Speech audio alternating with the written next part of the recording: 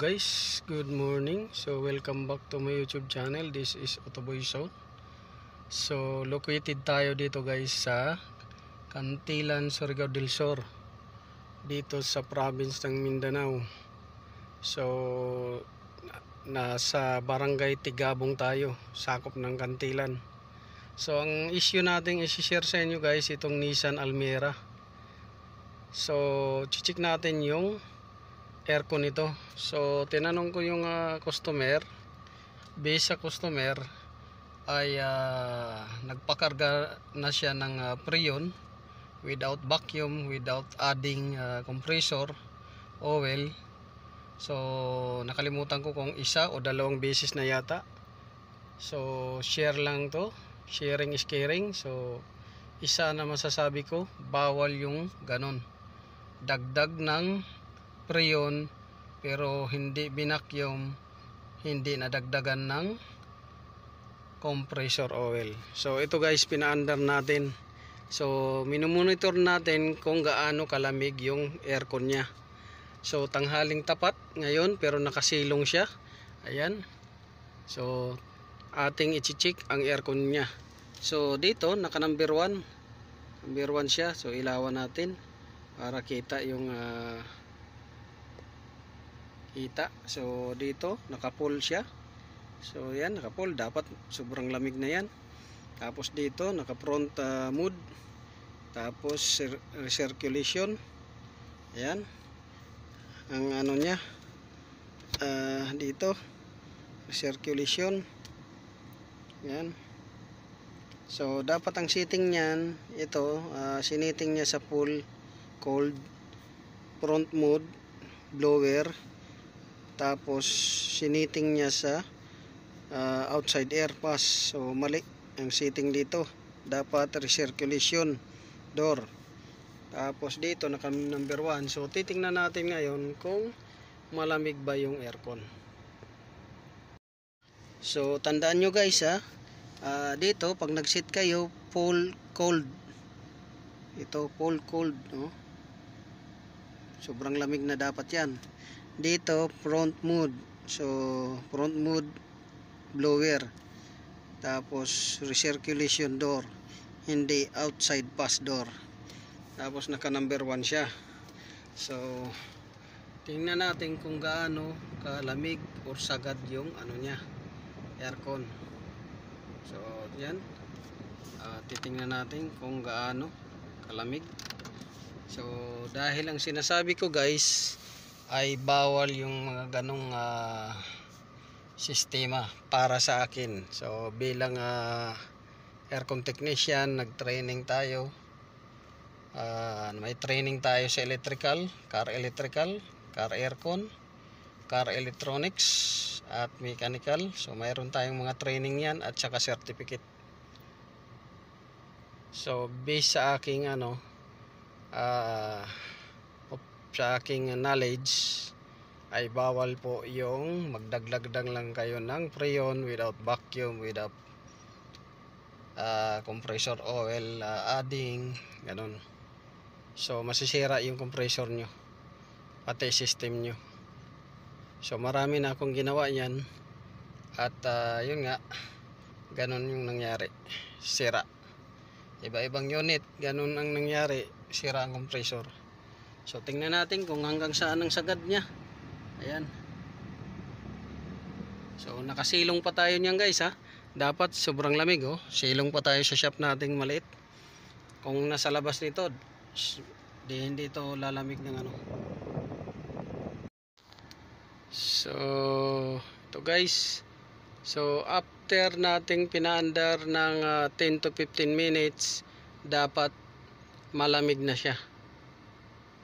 So titingnan natin, ganyan lang yung lamig niya, 7 degrees.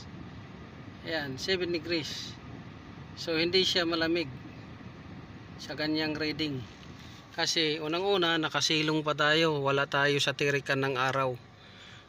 So how much more kung nasa labas tayo or sa tirik ng araw, tanghaling tapat, ganyan lang, 7 degrees. So ngayon titingnan natin yung tubo sa labas kung nagpapawis. Tingnan natin. Ayan. So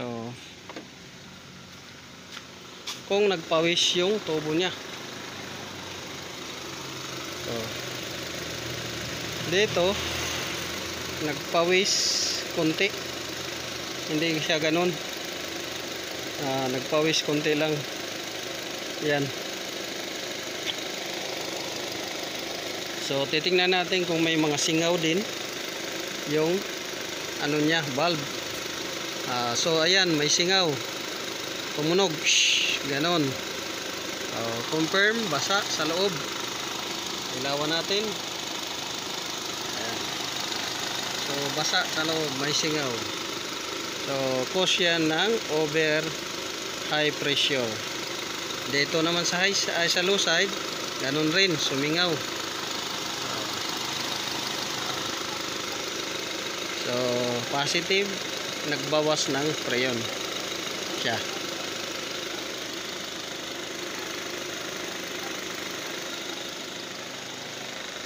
So yan yung sinasabi ko guys, na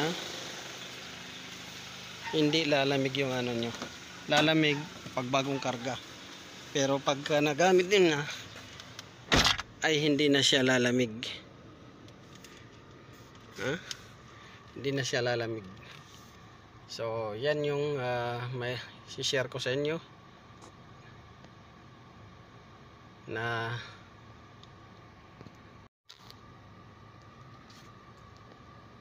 dapat kung magpakarga kayo, huwag kayong magtipid. Kasi pag tinipid ninyo, nagpakarga lang kayo ng freon, masisira yung compressor nyo. So explain ko, ilang beses ko na to in-explain. So for example, ito yung system ng freon, itong manibela na to. Ngayon, kalahati nitong manibela na to nagbawas ng freon. So ang kalahati pure freon, ang kalahati hangin. So dapat purely freon lang to lahat. Dahil may hangin, ang hangin may composition na air, water, salt, rust. Yan, at saka oil minsan. So yun yung mag-contaminate sa system. So ang kalaban ng aircon system natin, contamination. Parang oil yan ng sasakyan. Lagyan nyo ng konting tubig, may epekto sa makina ang oil na may tubig. Or lagyan nyo ng diesel, may epekto sa makina. Contaminated na yung oil nyo ng diesel. So yan yung simple explanation. At masisira yung compressor nyo, pressure switch valve nyo, tapos expansion valve nyo, masisira dahil doon sa compressor oil na yun na contaminated.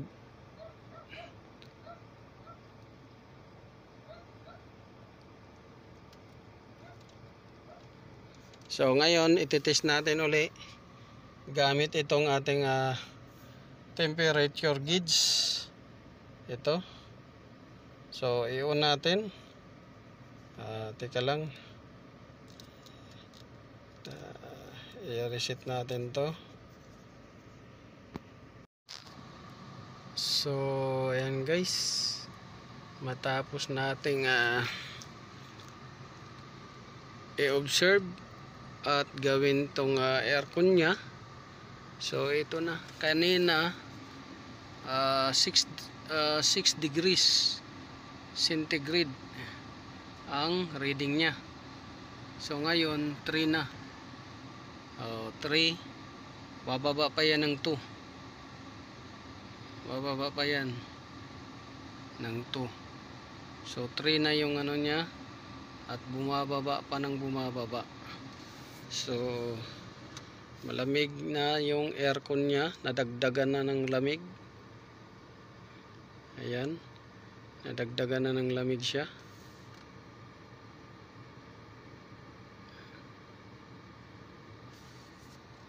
So kanina 6 degrees So 6 degrees. Nung ginawa natin aircon, naging 2 degrees at bumababa pa siya ng husto. So baka ang sagad niya is 1 degrees. Kasi pag bagong labas yung mga unit, kadalasan yan guys, negative 5 degrees, negative 5 degrees, negative 2 degrees ang lamig niya. So dito 2 at bumababa pa, unti-unti pang bumababa. So yun lang, this is Otoboyson. Maraming salamat. Naway nakakuha kayo ng tips. Bawal magpakarga ng preyon ng walang vacuum at walang compressor add oil. Yun lang. Maraming salamat. God bless you all.